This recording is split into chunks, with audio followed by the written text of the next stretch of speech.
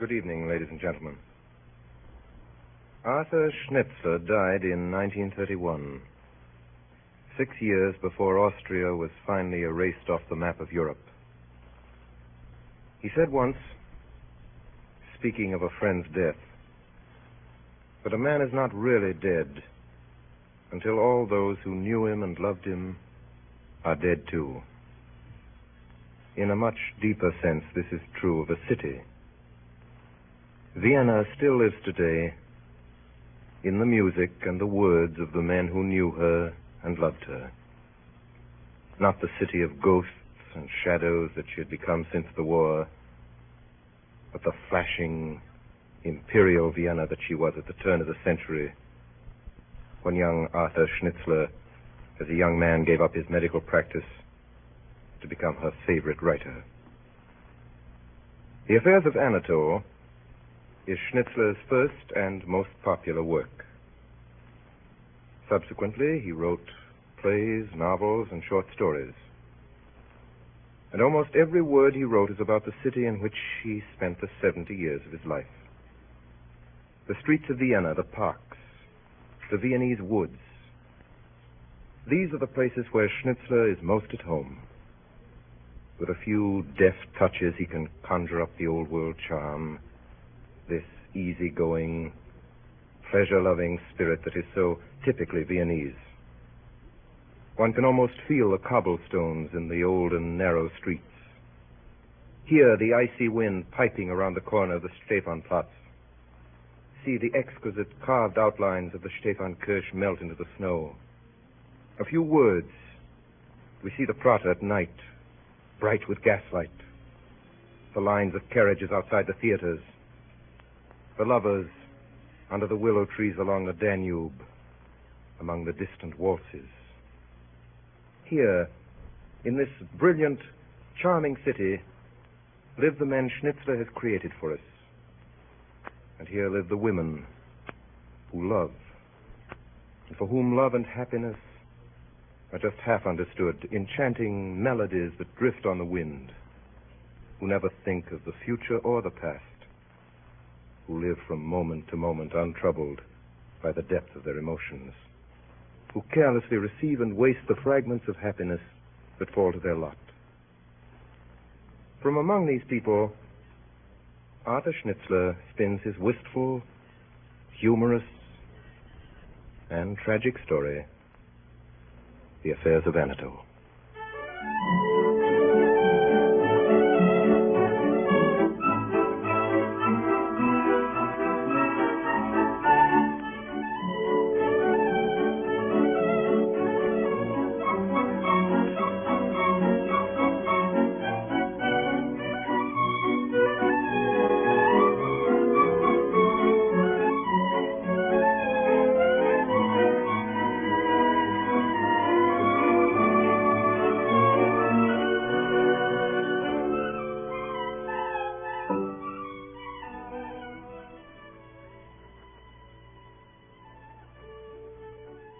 I am Max.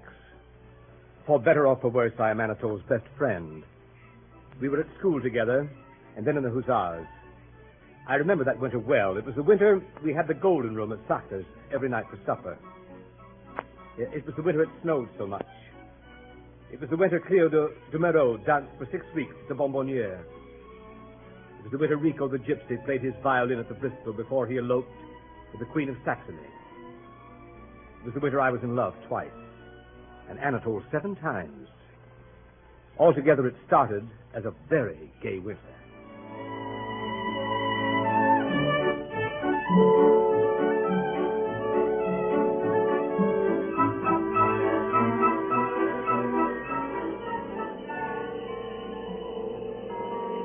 But later that winter, something happened.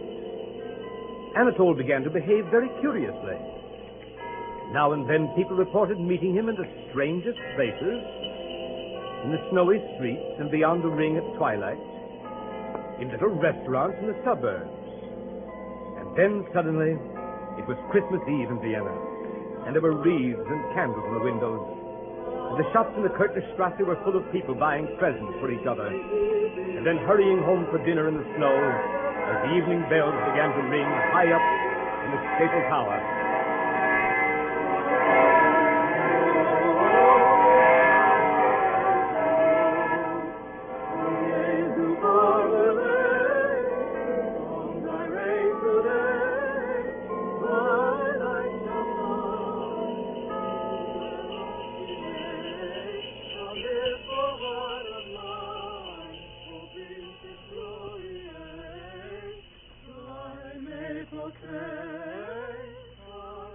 Dear lady. Oh, dear lady. What is it? What? Oh, it's you, Anatole. What are you doing with all those parcels and no umbrella? I'm trying to find a cab. Oh, but it's snowing. That's the reason. I've been buying presents. Oh, let me carry some of them, please. Oh, it doesn't matter. I insist. You really mustn't trouble. Oh, let me be a little attentive for once in a while. Well, take this then. Oh, but that one doesn't amount to anything. Here, give me this. It's a great big one. No, I can manage that. I insist. Very well, then. Won't you believe that I like being polite? As one only notices it when it's snowing and Christmas Eve. Warm weather for Christmas, isn't it? Very. Marvelous to see you at all. Not been to call once this year. Is that what you mean? Oh, haven't you? Fact is, I've not been anywhere much. How is your husband? How are the dear children? Why ask that? You don't in the least want to know. You read me like a book. It's such very large print. I wish you knew more of it by heart. Don't say things like that. They just spring from me. Give me back my parcel. Oh, now, don't be angry, please. Please, I'll be good. Oh, there's a cab. No, it's full. Oh, dear. Do say something. Say something? Say something I'm longing to. The censorship is so strict. You can tell me your news, can't you? It's ages since we met. What are you doing now? Nothing, as usual. Nothing? Rather less than nothing. Isn't that a pity? Why say that when you don't in the least care? You shouldn't take that for granted. If I'm wasting my life, whose fault is it? Whose? Would you mind telling me, dear lady? Give me back my parcel. I didn't imply it was anyone's fault in particular. I just wanted your valuable opinion. Idler. I'm not idling tonight. I'm as busy as you are. What with? I'm buying Christmas presents, too. Are you? If I could only find something worth buying. I've been looking at the shops for weeks. They haven't a notion among them. That's for the customer to supply. An idle person like you ought to be thinking out his presents all summer. Dear lady, how do I know in summer whom I want to give presents to at Christmas? So here it is. Only 2 hours before they light the candles on the Christmas trees. And I'm still empty-handed. Could I help? Dear lady, you're a darling. No, don't take the parcels away from me. Why, I had no... Then I may call you a darling. Will you be quiet? I'm as quiet as can be. Where shall we go? What sort of a present shall we get? Who's it for? How shall I tell you? It's for a woman, of course. Didn't I say you could read me like a book? But what sort of a woman? Is it someone I know? Not at all. I think I know your taste. Something from the suburbs. Slim and blonde. Blonde? Yes, I'll admit that much. I might have known it. And don't sneer. Can she read you like a book? Heaven forbid. In the suburbs, I'm loved. In society, only understood. Now, you know... I really don't know what you're talking about. Now, look, here's a wonderful shop. This is just the place for you. Dear lady. Why, yes. Look in here. Little cases of scent in the window. One with 3 sorts. Patchouli, Jockey Club, Cherry Blossom. I'm sure that's the very thing. You're unkind. Wait a minute. Look at this window here. Brooches and things. Look at this pin here with 6 paste diamonds in it. 6. Oh, how sparkling. Or a bracelet with charms hung round. Or a long bead necklace. Quite savage. That ought to please in the suburbs. I'm afraid you know nothing about the suburbs. Oh, here, quick, look here. How perfectly charming. What do you think of that hat? The bow is too large, of course, and they put a few feathers too many. But it's adorable. That really would be a sensation in the suburbs. I think you probably underestimate the taste of the suburbs. So hard to be helpful. Make a suggestion yourself. You're waiting to laugh at it. I won't laugh. Tell me about her. I don't think I can. Of course you can. How long have you known her? Oh, Well, ever so long. don't be so difficult. Tell me all about her. There's nothing to tell. Oh, what nonsense. Where did you meet her? What's she like? What's her age? Is she short, or tall, dark, or fair? It'll only bore you. No, it won't. I've always wanted to know about that sort of person, of what they're like. My dear lady, you'll never know. Why not? As long as you really believe that women you haven't called on don't really exist at all. But I want to learn better. Please go on telling me about your friend. You simply must know, must you? Certainly I must. What's her name? Louise. How did you first meet? How does one meet people? In the streets? The seaside? In a bus? Sharing an umbrella? Never mind how one meets people. How did you meet her? The girl we're finding a Christmas present for. I'm sure she's like nobody else. She's just as like every other girl of her sort as you were like every other woman of yours. Am I indeed? Oh, now don't be offended. Or as I'm like every other man of my sort. What is your sort? I, madam, I'm a toy philosopher. And mine? You're a married lady. And what's she? She's just a dear little girl. Then let's hear all about your dear little girl. It's not that she's so beautiful or so very smart. She certainly isn't so terribly clever. Never mind what she's not. Well, she has the soft charm of a spring evening, the grace of a fairy princess, and the soul of a girl who knows what love means. That sort of soul is to be found quite frequently in the suburbs, I believe. Dear lady. I'm sorry. I believe in your fairy princess. What sort of a castle does the princess live in? Can you imagine a fairy princess in anything but the smartest of drawing rooms? Thank you, I can. Because this one lives in a little dim room, very small, with painted walls, and a few Christmas numbers hanging about, and a white painted lamp on her table. You can see the sun set from the window, over the roofs, through the chimneys. And in the spring, you can almost smell the flowers in a garden across the way. Must be a sign of great happiness, looking forward to the spring. Yes. Yes, I am happy. Now and then. It's getting late. We must buy her something. Something for that little room of hers.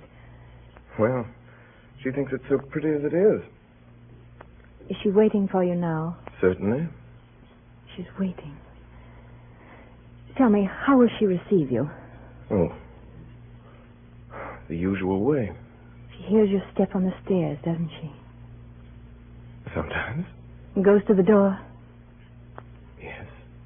Throws her arms round your neck and kisses you and says... What does she say? Oh. What one usually says in such cases. Well, for instance. I know of no particular instance. What did she say yesterday? Oh, nothing special. It sounds silly if you didn't hear the way she says it. I'll try and imagine that. Tell me the words. It's good to have you back again. It's good to... Is that it? To have you back again. That's very beautiful. You see, she means it. And she lives there alone? Yes, she's quite alone. She has no father, no mother. Not even an aunt. And you are all the world to her. Possibly. I'm afraid I'm getting cold. Walking in the snow like this. All the cabs seem to be full. Oh, I'm so sorry. I should have kept you. Let me see you home. Yes, they'll be waiting for me at home. What about your present? Oh, never mind. Never mind. I'll find something. Will you? But I wanted to help you buy Oh, it. no. You mustn't trouble. I wish I could be there when you give it to her. I wish I could see that little room and that dear little girl. She doesn't know how lucky she is. Oh, there's an empty cab now. Would you call it, please? Oh, why all this hurry all of a sudden? Please do as I say. All right. All right, dear lady. Cab? Cab? And give me my parcels. May I send her something? You? Take her these flowers. Will you give her a message as well? Of course. Promise. I promise. Why shouldn't I? This is the message. Yes? Tell her, these flowers, dear little girl, are from someone who might have been as happy as you, but who hadn't the courage. Goodbye, Anatole. Goodbye. Goodbye.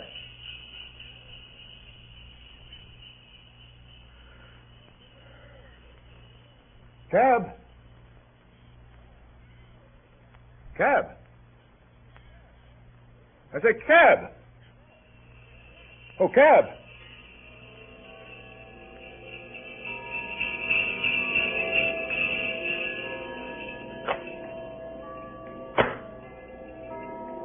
Anatole gets in. He gives the driver an address in the suburbs. Then he settles back on the cushions, for he has a long drive before him.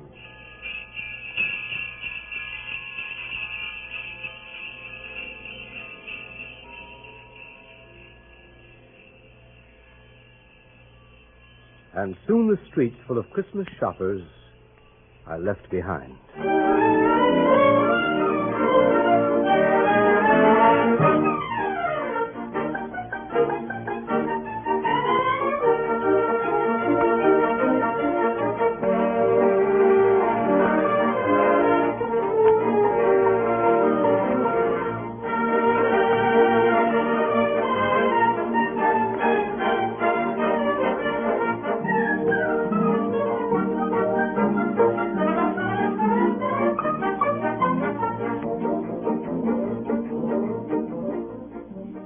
One evening in February, it was the week Pretty Chef was singing at the Winter Garden.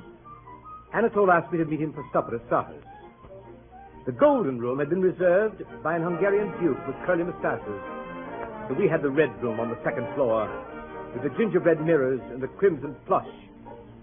Anatole took a long time ordering supper that night.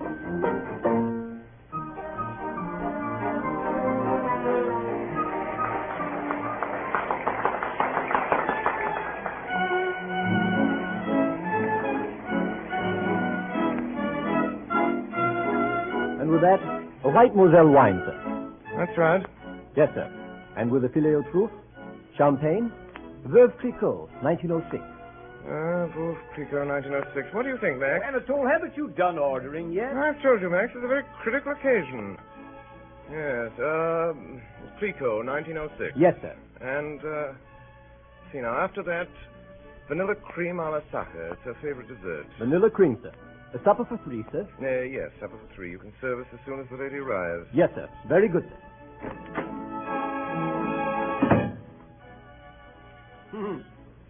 Suppose she doesn't turn up after all. It's only 10.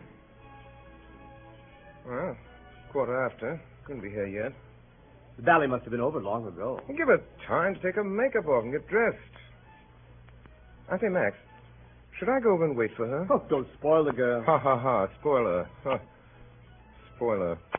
I know you behave like a brute to her. Well, that's one way of spoiling a woman. No doubt.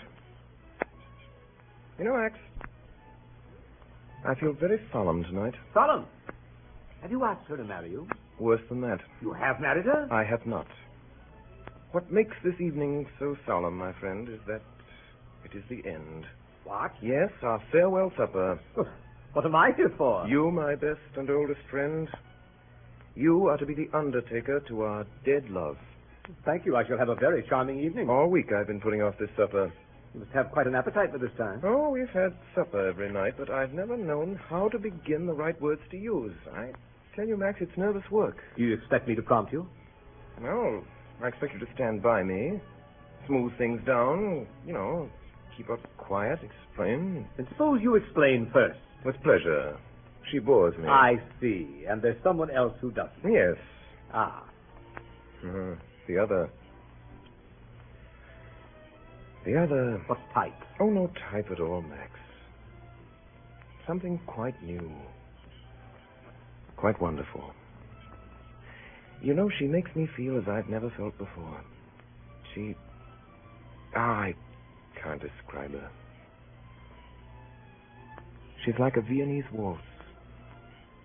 Simple, sentimental, dreamy. A little blonde head, blue eyes. Can't you see?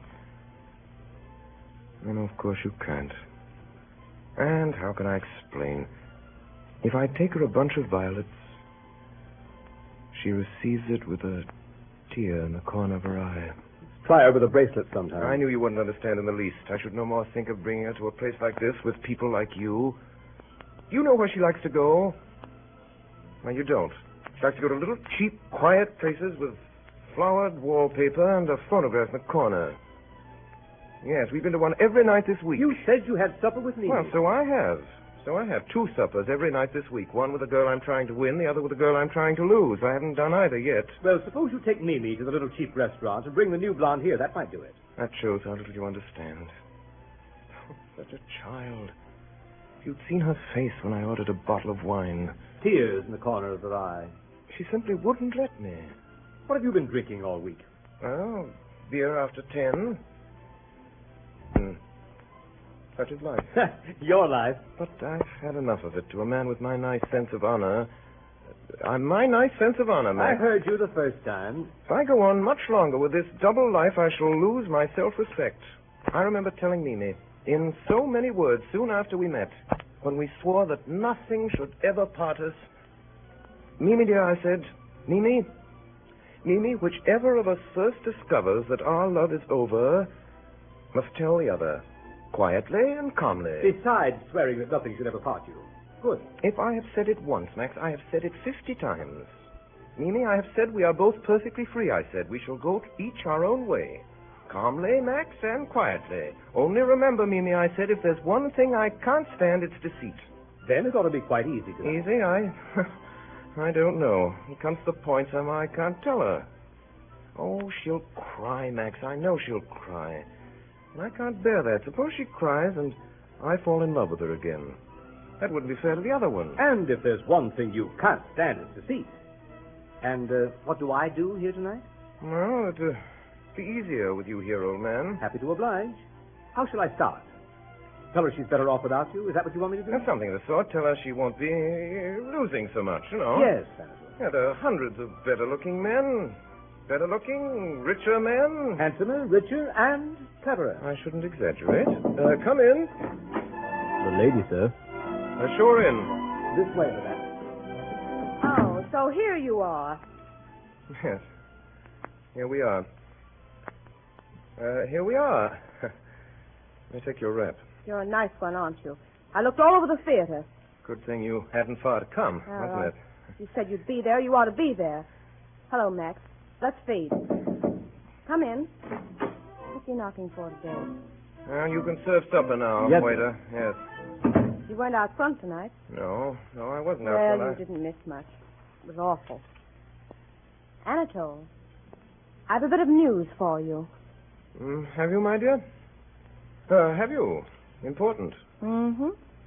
Yes, it may surprise you a bit, perhaps. Well, I have a bit of news for you, too, my dear. Oysters, madame? Of course I want oysters. You needn't stay, waiter. We will ring. Well, my dear? I think perhaps it'll surprise you, Anatole. Though I don't see why it should. And then again, perhaps it won't. Shouldn't, really. Don't tell me they've raised your salary. Don't interrupt, Max. No, why should it? I say, are these English or Belgian oysters? Belgian. Oh, I do like oysters. They're the only things you can go on eating and eating. Eating and eating and eating. That's what I always say. Well, this important news. Do you remember something you said once? I say so many things. Oh, I remember your saying it.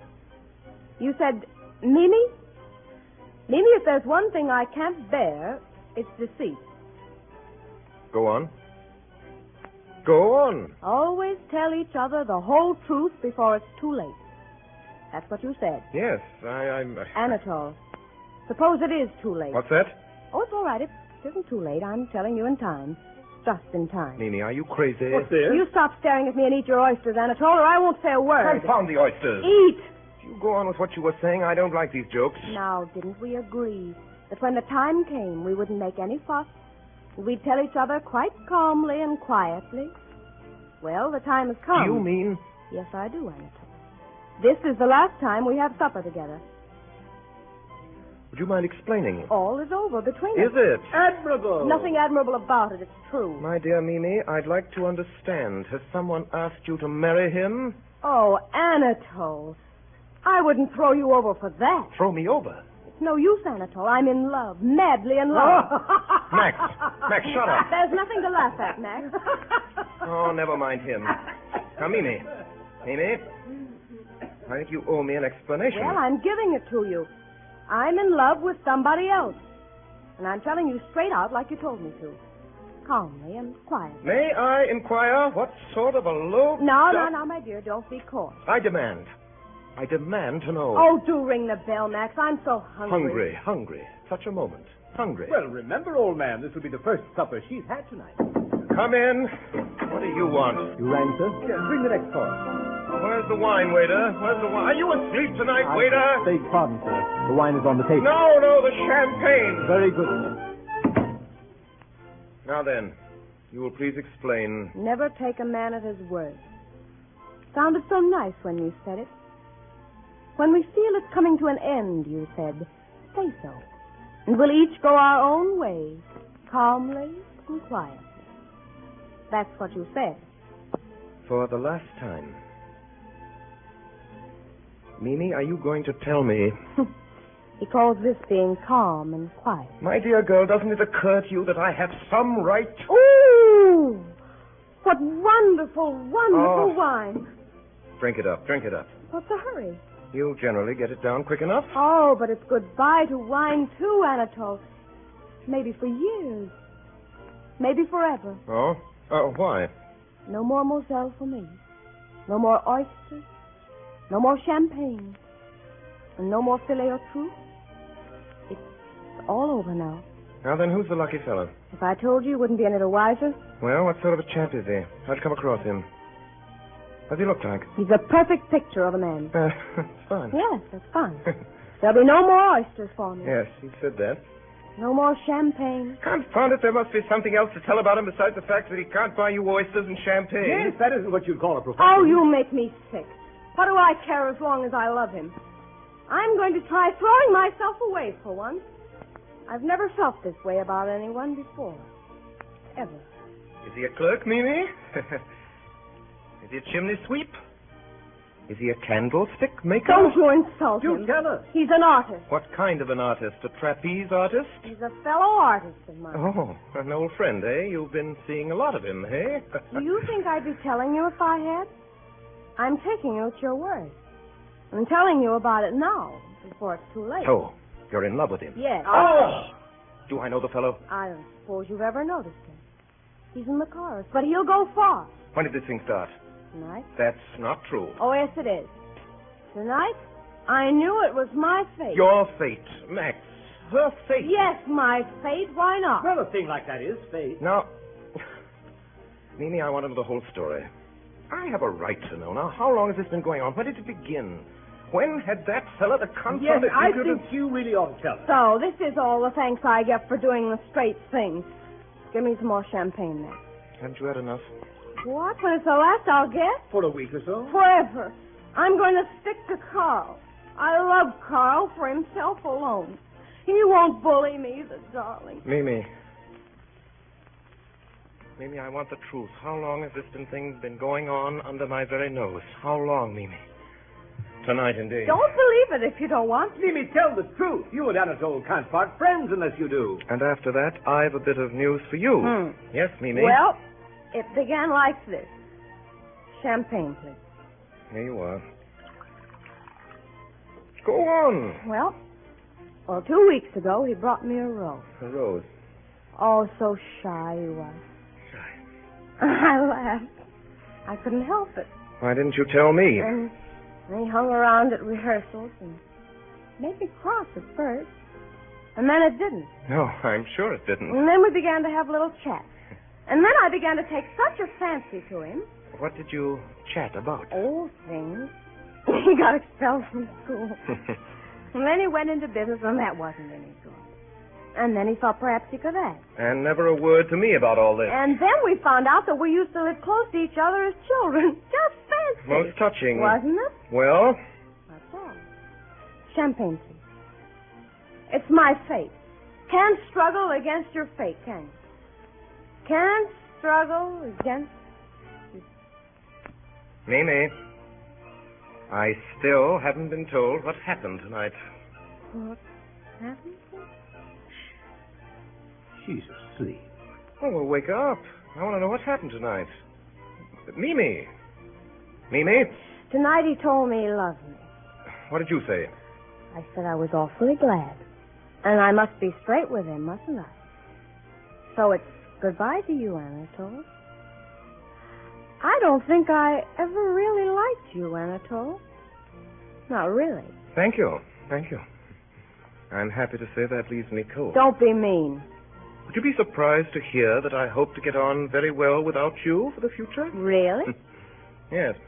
I am in love, too. Think of that. And have been for some time. Ask Max. I was telling him when you came in. Yes, I'm sure you would. Yes, she's younger and rather prettier than you. I'm sure she is. And I'd throw 670 of your sort into the sea for one of her. You needn't laugh. Ask Max. If I were you, I'd have thought all that up a little earlier. Oh, but it's true. It's true. I've not cared about you since you've been boring me till I could only stay in the room with you by sitting and thinking of her. Ditto to that. Well, that's not all. Say ditto to this if you can. To what? I could have told you all you've been telling me months ago. And days ago, I could have told you a good deal more. You mean... Yes.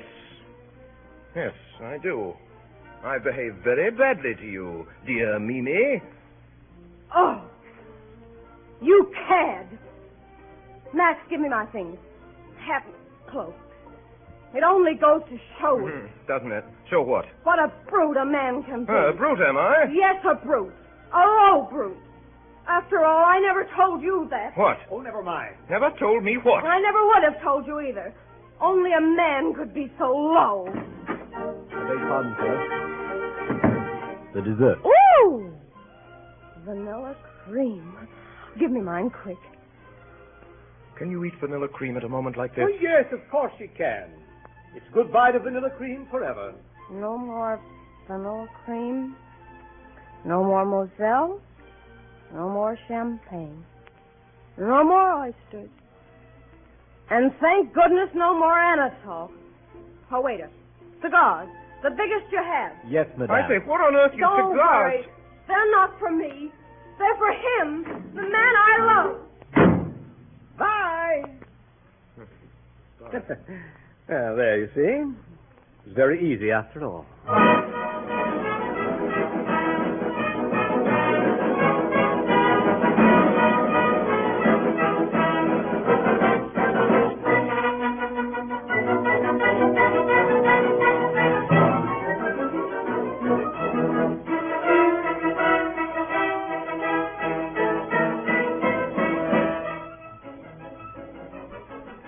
You are listening to the CBS presentation of Orson Welles and the Mercury Theater on the Air in Schnitzler's The Affairs of Anatole. The program will continue in just a moment. This is the Columbia Broadcasting System.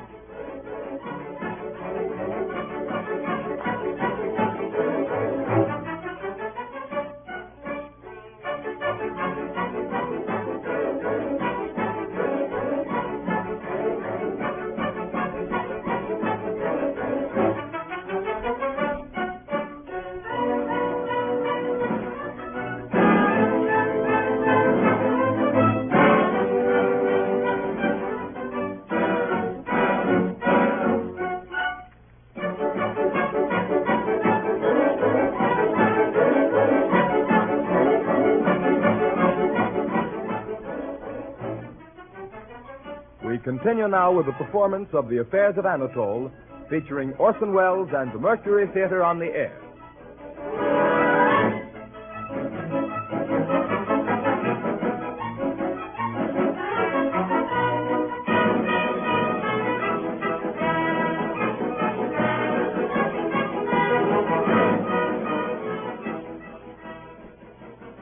Now comes a sad day for the ladies of Vienna.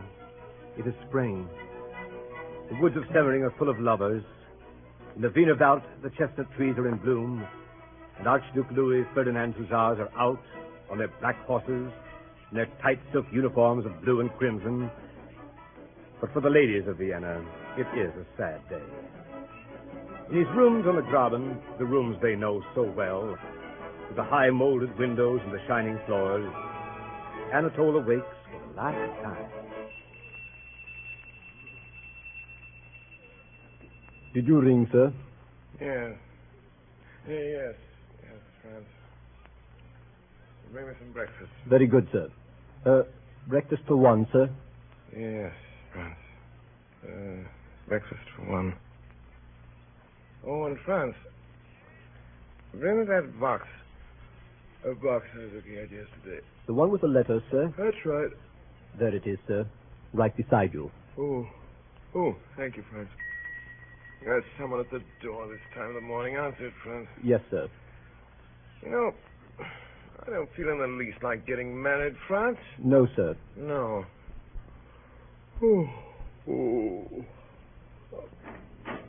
My dear fellow!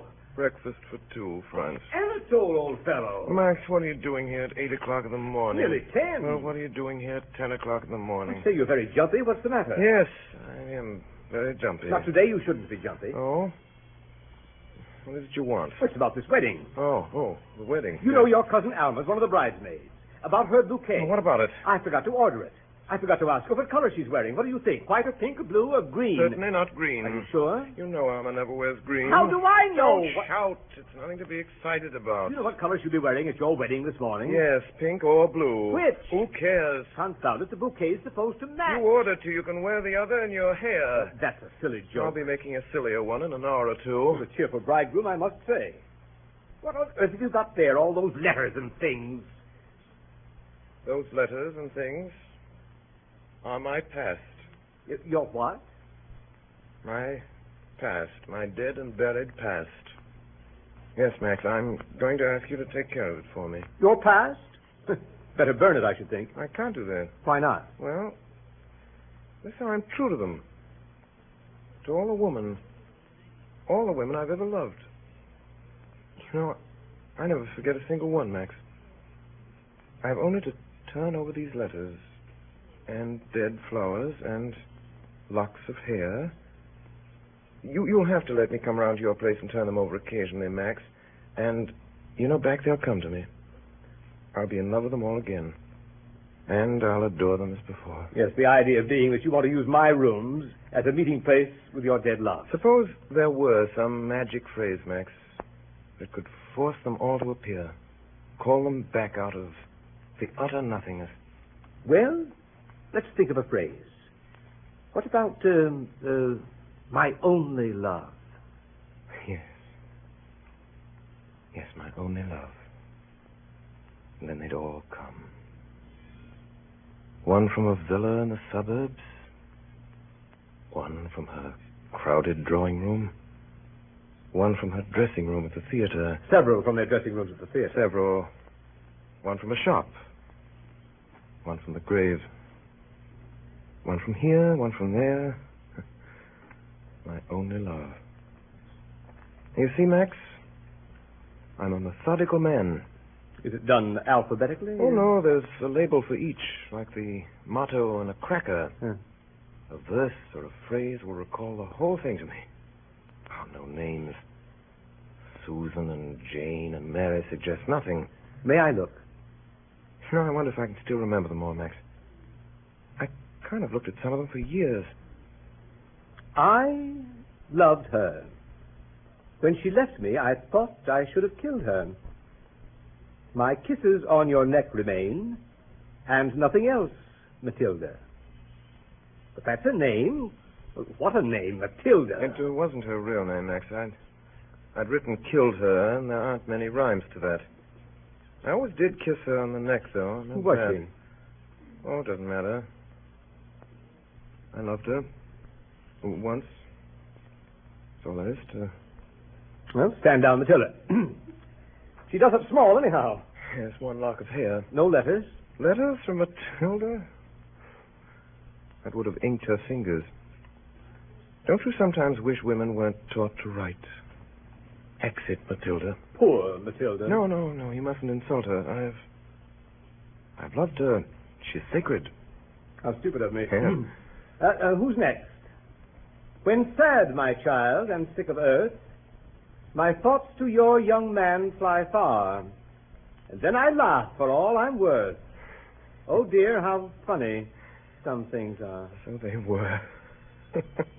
What's inside? A photograph. She and the young man. Oh, did you know him, too? Yes, that's what's so funny. He really was quite an exceptional fool. Stand down, my child, with your exceptionally foolish and mirth-provoking young man. What's this? What? A box on the ear. Oh. Yes. Is that how it ended? No, how it began. Ah. Oh. She always carried her curling comb. Yes, you know she always did. Then it didn't matter what happened. I tell you, she was confounded pretty, that one was. There's a bit of a veil left, isn't there? Feels like that. Yeah. How did I lose you? How did you lose her? That's the point. I never knew. You know, Max, one fine day, she just wasn't. Don't you know how you leave your umbrella somewhere? You don't think of it till days later. No idea where you put it down? Fare thee well, my lost umbrella. Let's see, what's this one? Sweet and dear you were to me.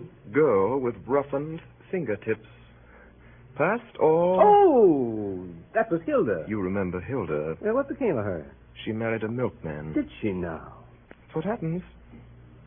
I love a girl. I'm all the world to her. And then she marries a milkman. My only love.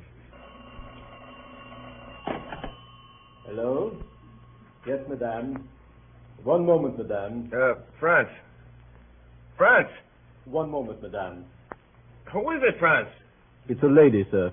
Well, tell her I'm out. I'm afraid she heard you, sir. Oh, all right. All right, excuse me for a moment, ma'am. Yes, of course, old man. Hello? Oh. Yes, hello, darling. Yes. Beautiful. And you? Splendid. Splendid. What? What's that? Breakfast? Oh, no, darling, not this morning. It's not possible. No, darling. I tell you, no. No, not this morning. You can't come to breakfast here this morning. Why? Why? Because I've got a man here, a man with some papers. Yes, that's right. A whole stack of papers. What's that? I said last night. Forever? My only love. What? Oh, of course I meant it. Yeah. You know, every word of it, darling. But not this morning. What's that? You coming right over? You're coming right over? I tell you, you can't. Just a minute. My darling, I tell you... Well, really, Anatole. Let me explain. If this is how you begin your married life... Don't be an ass. I'm not a moral man myself, but hang it Will all. you let me explain? Hurry up, then. It's almost 11, and your wedding's at 12:30. So it is. So it is. Well, last night I was at a party. I know that. I was there. So you were. I forgot. You were all there. You were all very lively. Yes, there was lots of champagne. Well, you drank my health and Louise's health. I drank your health and her health and wished you both happy. So you did. Happiness, yes. Thank you very much. You thanked me last night. Did I? We broke up about 12:30, didn't we? Yes, I gave Louise a kiss. And she gave me a kiss. Well? Well, Well, it was snowing. After the party was over and you'd all left, then I was all alone. All alone in the street by myself. Poor old boy. Alone in the cold and in the snow. Great big flakes. Perfectly beastly. So what did you do? So I thought I'd go to the ball at the opera. Oh. You see, Max, it suddenly came over me, made me perfectly wretched that I wasn't going to be a free man anymore. Never more a jolly bachelor. My last night out. Go on. They were in full swing at the opera, and I got there. And I watched for a bit, and I plunged in. I wanted to breathe in the sound and the scent of it all. Bathe in them. For the last time. Time is getting on. What happened then? Was I drunk at Pop-in-Law's? Not a bit. Then I must have got drunk with that dancing. Mad drunk. It was my opera ball. Mine. Given by the city of Vienna to say goodbye to me forever. And then? Then I met a friend. An old friend? Can't you guess? You know, Max, when I got engaged, I had to tell quite a few stories, you know. Going away for a bit and back soon, you know. There was one in particular. Ilona. We met and sat under a palm. You're back again, she said. Yes. Yes, I said. When, she said. Not till last night. And why haven't you written? Where on earth you been? Far, far away, I said. But I'm back again. Do you still love me? I love you still. And don't I love you still? She said. We'll never be parted again, she said. Never, I said. The waiter brought champagne, and we were very happy. Well, I'm blessed. And now she's coming to breakfast.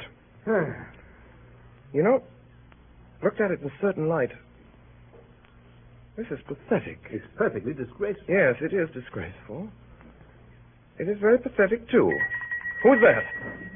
Hello, Franz. Hello. Oh, so there really is a man here. Oh, it's only Max. Only Max? Well, why didn't you tell me? How are you, Max? And what do you think of this scoundrel? I think that's just what he is, a scoundrel. I've been crying my eyes out for him for months, and all that time he's been... Anatole, where have you been? Oh. Well, places. Didn't he write to you either? But now I've got him safe. He doesn't get away again. Never to part. Oh, darling, give me a kiss. Oh, no. Really, Max doesn't mind, do you, Max? Oh, what a face. Look pleasant. Let's all have breakfast and be happy. Certainly. Ilona, I'm afraid I can't stay, and I really don't see... What don't you see? Anatole ought to... What ought Anatole? Anatole, it's high time that you... High time for what? He ought to dress. What's the hurry? You can stay at home today. My dear, I'm afraid I can't. You can if you try. I'm asked out. You send a message and say you can't go. He must go. I'm asked to a wedding. Oh, that doesn't matter. But it does matter. I'm what you might call the best man. Ah. And are all the bridesmaids desperately in love with you? Let's not go into that. I am, so he'd much better stay at home with me. My dear child, I must go. He really must. For a couple of hours. Oh, sit down, both of you, and let's have breakfast. There. Now, how many lumps, Max? I really ought to be going. How many lumps? You know I always take 2. Cream or lemon? You know I take lemon. Lemon and 2 lumps of sugar. I remember. I say, I'm going. Oh, no, Drink Max. the tea first, Max. Yes, my dear, I simply must go and change. What time is this silly wedding? 12:30. Are you asked to? Yes. Who's the man? No one you know. Who is it? It's no secret, is it? The whole thing's a deadly secret. You see, his people... Oh, you're both dear boys, but you're lying in your teeth. I beg your pardon. It doesn't matter. You go where you like, Max. Anatole stays here with me. I tell you, I can't. The man's my best friend. I must get him married. What do you say, Max? Should I let him go? Dear Ilona, I think you'd better. Where's it to be? What do you want to know that for? Oh, I'd like to go and look on. Oh, you mustn't do that. I must have a look at your bridesmaid, Anatole. Best men often marry bridesmaids, don't they? I can't have you getting married. Well, what would you do if he did? Forbid the banns. Would you? No. Or I might make a scene at the church. That's vulgar. I wouldn't do that. No. Why don't we invent something new? For instance? Turning up at the wedding dressed like a bride, too. Oh, that would be very striking. Yes, very. I must go. Look here, Ilona. I simply must change. I shall be late. Mr. Anatole, What is it, France? the flowers have come, sir. What flowers? The flowers, sir. I'll take them. Well, let me see. It's the bouquet for his bridesmaid. Oh, orange blossoms. It's a bride bouquet. For heaven's sake, if... Yeah, my goodness, if they haven't sent the wrong one. France, send back that bouquet at once. At once. Leave it in the hall. There you are. I sent France back with it. Well, I'll go myself and see that they get the right one. You're coming back? Right away, right away. Ah, thank goodness he's gone. Darling. Darling. Oh, be nicer than that. My only love. Must you go to this silly wedding? I can't get out of it, dear. Shall I drive with you to the church? Better not, my dear. I'll see you tonight. Oh. Supper at the theater. Oh, look at the time. France. Yes, sir. France, you put out my things. Your wedding things, Yes, sir? the things in which I always go to weddings. Very good, sir. After the theater, then. That's all settled. Oh, and I thought we'd have such a jolly day Now, together. don't be childish, my dear. Jolly days have to give way to more important matters. Oh, I do love you, Anatole. Yes. Yes, I know. Your things are laid out in your dressing room, sir. Thank you. Well, don't shut the door. Are you really going to change? I wouldn't go to a wedding like this, could I? Must you go? No, let's begin all over again. But I'll see you this evening. I said after the theater. Don't be late. Late? Why should I be late? You kept me waiting an hour once. Did I? I dare say I did. Anatole, What is it? where did you go when you were away? I told you. You didn't. I did, last night. Well, I've forgotten. I went to Bohemia. Why Bohemia? Shooting. No, not shooting. Yes, rabbits. For 3 months. Every day. Why didn't you come and say goodbye to me before you went? I just thought I wouldn't. Tried to give me the slip, didn't you? Oh, no. Oh, you did try once. Yes, I tried. What's that? I said I tried. I tried hard, but it didn't come off. I should think not. It's not likely to. Ha ha. What did you say? I said ha ha. That's right. Mumble away in the next room. Oh, you wouldn't dare come out here and say that to my face. Ha ha. Oh, come back here. Oh, that's all right, my darling. You won't get rid of me in a hurry. Think not? I'm sure not. Quite sure? Quite sure. We'll see about that. Don't you be silly. Do you think I'll ever let you go? When you can't help it. When will that be? When I get married. And when will that be, my precious? Soon, my precious. How soon? Don't shout. This time next year, I may be quite an old married man. You idiot. Suppose I get married in a month or two. Someone's simply waiting to marry you. There is at this very moment. In a month or two? Or even less. You needn't laugh. You needn't laugh. I'll be married in a week. You needn't laugh, Ilona. I said you needn't laugh. When are you going to be married? At 12:30. What? 12:30, my dear. Oh, Anatole, don't be silly. I am perfectly serious. I'm going to be married 12:30 today. Are 12:30. you? France, Sir, bring those flowers. Anatole. here you are, sir. Thank you, France. Now then, look carefully, Ilona. You see orange blossoms. It's true, then. Quite true. Hey, what are you up to? You face. Hey, what are you doing? That's my bride's bouquet. Oh, not when I'm through with it. Anatole, it's getting late. Why, say, what's going on here? Late, is it? I'll show you. Here, Max, help. You're breaking up. Neat. Ilona, what are you doing? That's my bouquet. You're as bad as he is. Ilona, do be reasonable. Look at the thing. You treat me like this, but you wait, I'll show you. You'll see. What are you going to do now? You'll soon see. You let me go. Ilona, what are you up to? Let me go. Be reasonable. I will not. Ilona, my house, my teacups, my picture frame. Ilona! Excuse me, sir. The carriage is at the door, sir. Oh, it is it? Come on. Come back. Come on. Back, say. My hat. Come on. My hat. Lock it, quick. My only love. Shut up.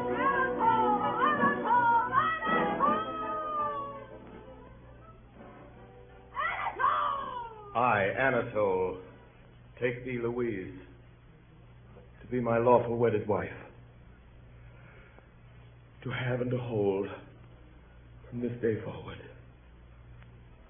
for better or for worse, for richer or for poorer, in sickness and in health, to love and to cherish.